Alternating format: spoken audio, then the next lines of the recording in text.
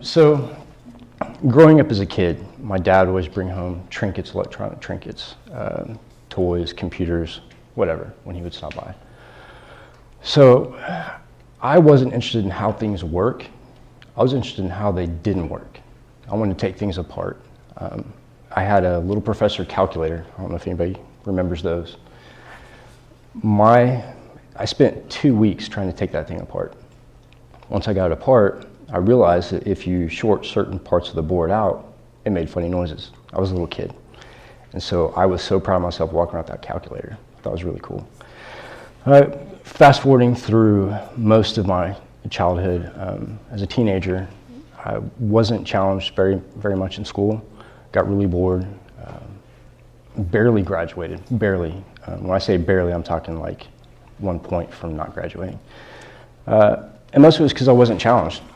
I spent most of my time playing on Commodore 64s, Nintendos, trying to take things apart, just being mischievous.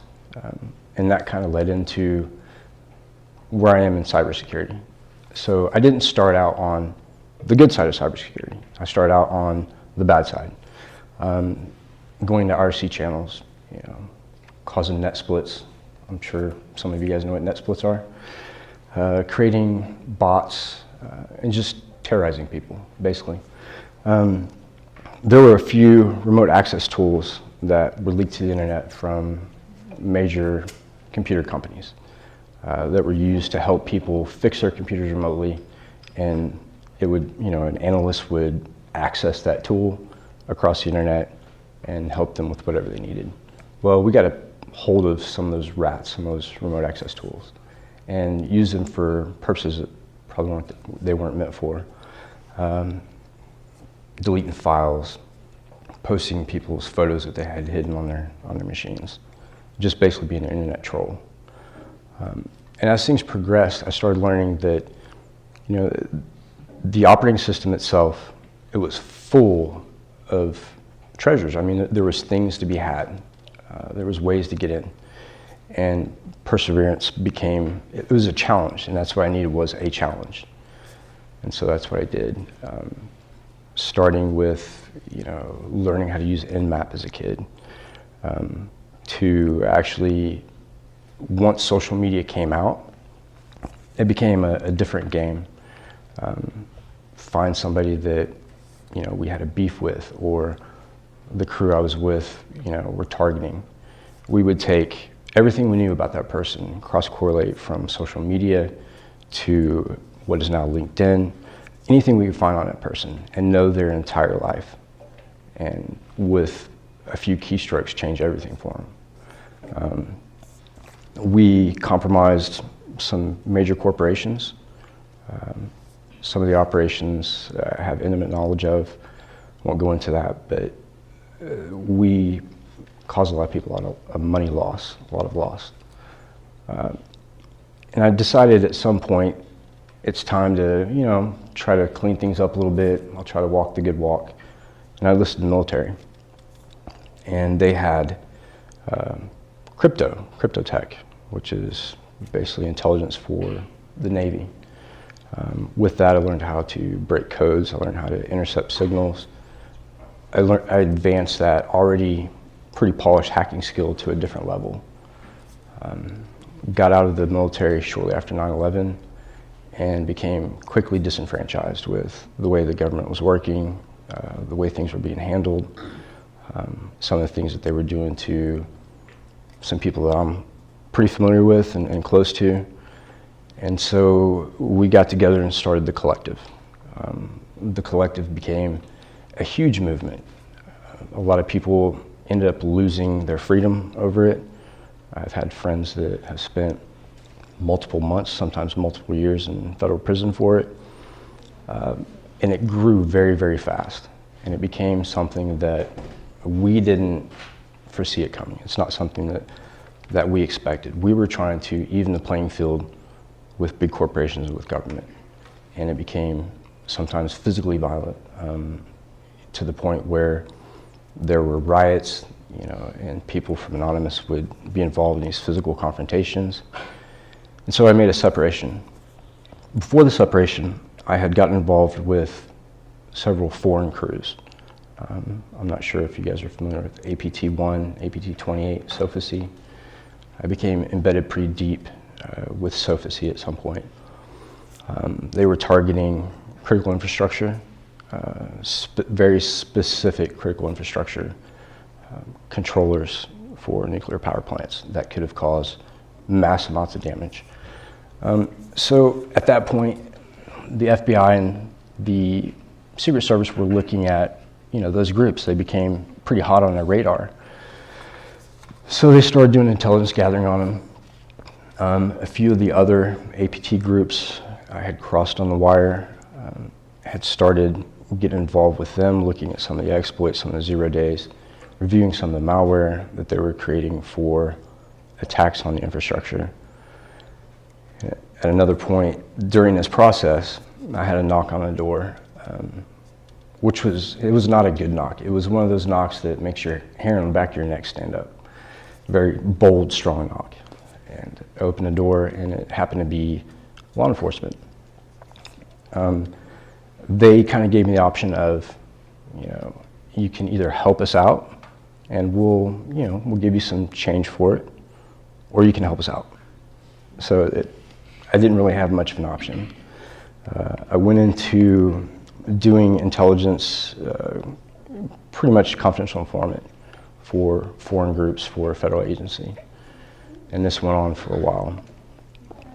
It's a very scary process when you sit in a room full of lawyers and very high brass as far as law enforcement goes. And you know that at any point they could pull that agreement and you'd end up in prison, basically. So I worked through that. Between these times of getting involved with APTs and creating malware and working on code, I did hold jobs with major financial institutions, government contractors, and the darker side, I lived one life during the day, made a good living, supported my family, and then on my free time, I was involved in a completely different world. And that's kind of the reason for the talk tonight, is that world is real. The people that you try to defend against, some of them, that's their full-time job. Some of them are employed by the military, by the government, and that is truly their full-time job. And then there's other factions that are involved, like Anonymous. They're not as strong as they used to be. Their crew is kind of falling apart now. But their threat, everybody out there that has ill intent against the network are truly a real threat. And to bring that full circle, working through these financial institutions, working for the government, I've gotten to see the ins and outs of why companies fail. And really, it's not a technology problem. It's a people problem, all the way across the board. Your network is only as strong as the weakest educated individual in your company. And unfortunately, that is quite a few people. The social engineering part of it is a very valid attack. And that's what opens the door to the networks for us. Once we're in, we could be in, I think the statistic right now is 210 days that we're in your network before you even know. Once you find out, it still takes you at least 6 months to get us out. So think about that, 210 days. Think of how much data you're losing, how much IP you're losing daily. And then you have the nation state threats that they want data, they want intelligence. And to think that foreign countries are the only ones that actually do this, think about Russia, China, they're not the only ones who do this. The United States does it. We have intelligence groups. I was part of one of the first cyber war ratings in the military, and we did on nation state level.